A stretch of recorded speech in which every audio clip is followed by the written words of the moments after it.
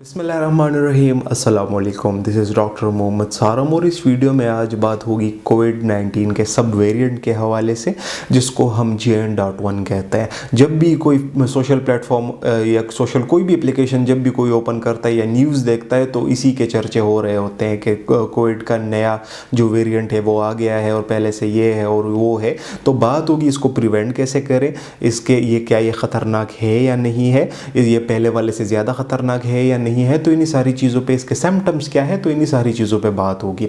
सबसे पहले JN.1 जो है ये कोविड-19 का सब वेरिएंट है जो कि अभी आया है। आपके जानने के लिए मैं ये बता दूं कि कोई भी वायरस हो ये म्यूटेट करता रहता है, ये अपना बेस बदलता रहता है, ये अपना शक्ल बदलता रहता है। अगर आज ये एक शक्ल में आता है तो कल ये दूसरी शक्ल में आता है और परसों फिर ये तीसरी शक्ल में आता है। तो पहले ओमिक्रॉन आया था, फिर 2-3 और वेरिएंट्स आए थे, तो अभी ये वाला वेरिएंट आ गया है।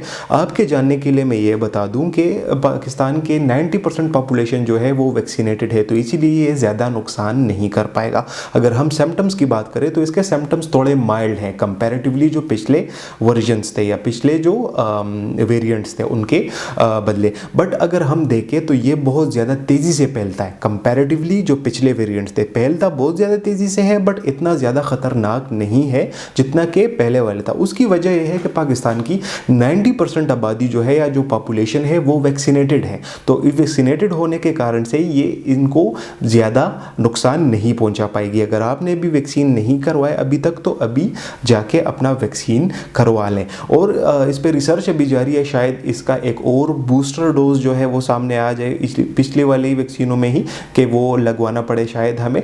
बट अगर हम इसके फैलने की बात करें तो ये 70 ईयर्स के जो अबव लोग हैं, जो कि ओल्ड एज के लोग हैं, उनको ज़्यादा इफ़ेक्ट करता है, उनको वो ज़्यादा रिस्क पे है।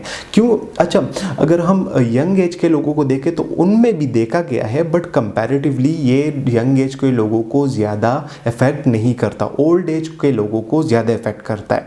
अच्छा, अब मैंने ये तो बताया बट ये आपने नहीं सोचना कि यंग लोगों को होता नहीं है, होता है और इसके रजिस्टर्ड केसेस भी हैं, बट कंपैरेटिवली ये ओल्ड एज के लोगों को ज़्यादा इफ़ेक्ट करता है और कम एज के लोगों को कम इफ़ेक्ट करता है। अगर हम केसेस की बात करें तो पाकिस्तान में इसके अभी तक 3 से 4 या 5 केसेस रजिस्टर्ड हुए हैं, इससे ज़्यादा अभी तक नहीं है। बट अगर हम इंडिया की बात करें तो इंडिया में भी हज़ारों केसेस रजिस्टर्ड हैं। अगर हम USA की बात करें तो उधर भी बहुत ज़्यादा केसेस रजिस्टर्ड है और वहाँ पे बहुत ज़्यादा तेज़ी से फैल भी रहा है। अच्छा, अगर हम वर्ल्ड वाइड बात करें तो वर्ल्ड वाइड अगर हम देखें तो इसने 40 जो कंट्रीज़ हैं उसको अपने लपेटे में ले लिया हुआ है। 40 कंट्रीज़ को ये ऑलरेडी अफेक्ट कर चुका है।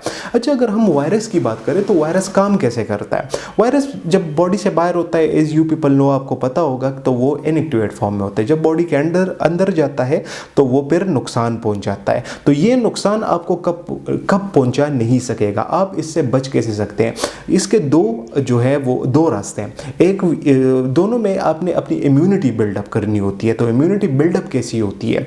इम्यूनिटी ऐसे बिल्डअप होती है तो कि या तो आपको ये वायरस हो जाए और आपके इम्यून सिस्टम उस पर भारी पड़ जाए, उसको मार दे, तो आपकी जो बॉडी होती है वो इम्यूनाइज्ड हो जाती है, वो जो वायरस होता है वो उसको नुकसान नहीं पहुंचा पाती। और दूसरा जो रास्ता है वो ये है कि अगर आपने वैक्सीन्स किए हुए हैं तो फिर आपको ये कुछ भी नहीं कह सकता।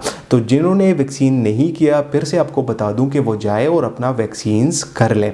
अच्छा, अगर हम सिम्टम्स की बात करें तो वही कोविड-19 वाली जो सिम्टम्स होती थी, रनी नोज थी, रनी आइज थी, बॉडी पेन्स थी, नोजिया थी, इसके साथ साथ डायरिया थी और इसी तरह बॉडी पेन्स थी। तो ये सारे जो सिम्टम्स थे यही इसके भी सिम्टम्स हैं, बट इसमें 2 सिम्टम्स ज़्यादा हैं।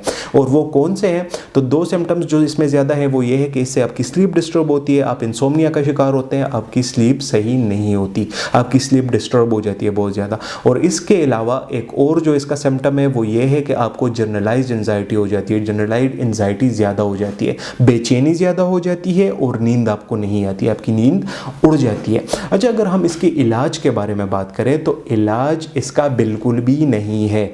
इसको आप जस्ट प्रिवेंट कर सकते हैं। प्रिवेंट आपने कैसे करना है, वही कोविड-19 वाली जो चीज़ें थी वही आपने फॉलो करनी है। आपने हैंडशेक्स इग्नोर करने हैं, क्राउडेड जगहों पे जाना आपने छोड़ देना है, आपने गैदरिंग्स पे जाना छोड़ देना है, आपने मास्क पहनना लाजमी कर देना है। अब अच्छा, इसके अलावा आपने इन्फेक्टेड लोगों, अगर किसी बंदे को अफेक्टेड है, हमारे पठान कल्चर में अक्सर ये होता है कि किसी को फॉर एग्जांपल कोविड-19 हो गए तो यहाँ पे लोग फ्रूट्स ले लेते हैं या कोई और चीज़ ले लेते हैं, क्या कर रहे हो, तो फलां के पूछने के लिए मैं जा रहा हूँ या जा रही हूँ। तो आपने ये चीज़ छोड़ देनी है। अगर कोई बंदा अफेक्टेड है तो इन्फेक्टेड है इस वायरस से, तो उसको आपने एक कमरे में बंद कर देना है। उसको आपने प्रॉपर, उससे अगर आप हाथ मिलाते हो या कुछ भी करते हो तो उसके बाद अपने हाथ वगैरह धोने हैं और अपने आप को इन चीज़ों से सेफ रखना है। बार बार हाथ धोने पड़ेंगे आपको। तो वो सारी चीज़ें जो कोविड में हम करते थे वही सारी चीज़ें इसमें भी अगर आप करते हैं तो आप इसको काफ़ी हद तक कम कर सकते हैं। तो आज की वीडियो बस यहीं तक थी। उम्मीद करता हूँ आपको इन्फॉर्मेटिव लगी होगी। चैनल पर विजिट करने का बहुत बहुत शुक्रिया। मज़ीद ऐसी वीडियोज़ के लिए मेरे चैनल को सब्सक्राइब करें। See you in the next one. अल्लाह हाफिज़।